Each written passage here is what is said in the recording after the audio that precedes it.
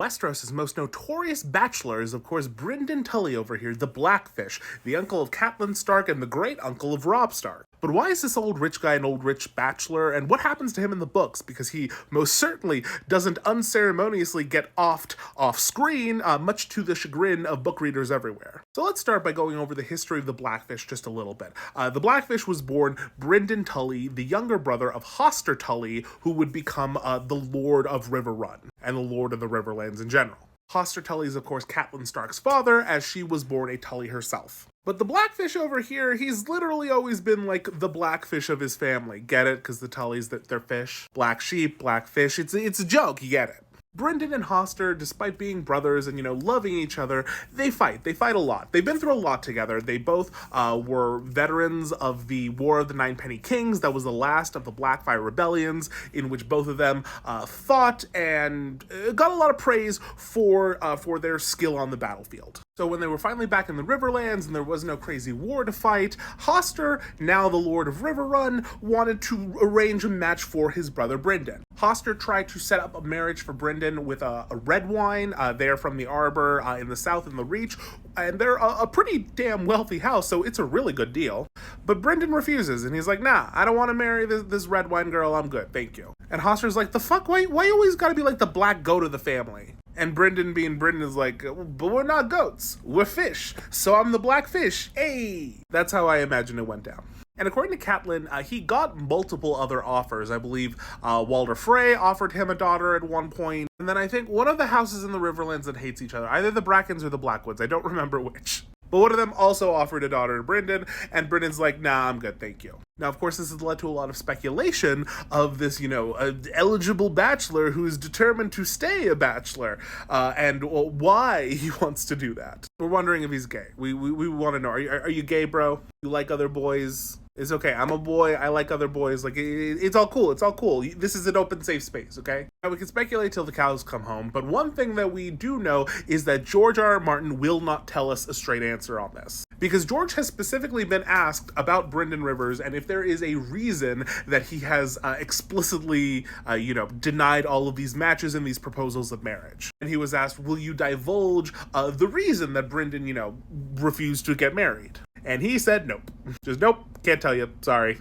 Now, of course, getting a straight-up, rejection of the question typically leads us to assuming that this has something important to it, that there might be a reveal involved of some sort. But what that could be is kind of confusing, because I don't think that it would have anything to do with, just the sexuality, because George has commented on other characters' sexualities.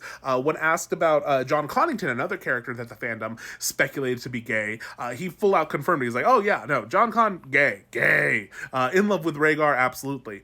But when people ask him about Brynden, he's like, no, can't say anything, sorry. So I don't think this is a case where, the sexuality would be the reveal, because, he's done that before. So why? Why don't you want to get married, sir? I am confusion.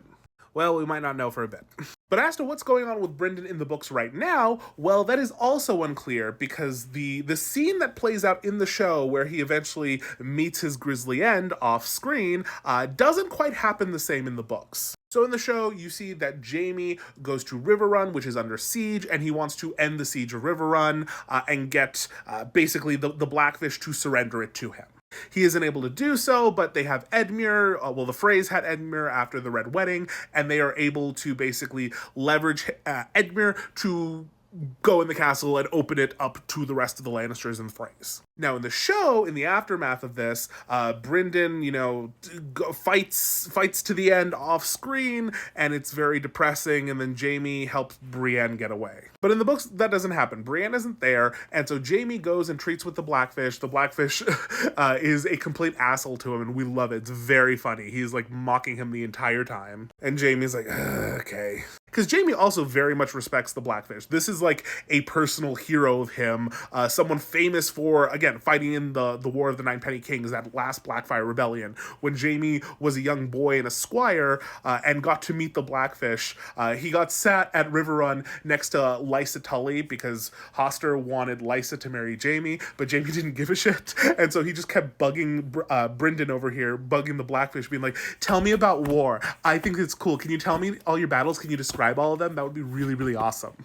So yeah, Jaime's very much conflicted, but eventually kind of a similar situation unfolds. Using Edmure, they're able to get the doors of River Run open, but the difference is that the Blackfish escapes. Edmure lets them in, lets them have River Run, but he also helps Brynden over here get out. So what Brynden is doing, we don't know. He's missing. He's out there somewhere. And is he gonna like help cause the Red Wedding 2.0 where the Tullys are gonna get back at the Freys? Is he just on some secret mission that we don't know about? Who fucking knows? Also, are you on my team, sir? I want to know. I'm very curious. Anyway, you all tell me who you want me to talk about next, and I hope you have a good night. Goodbye.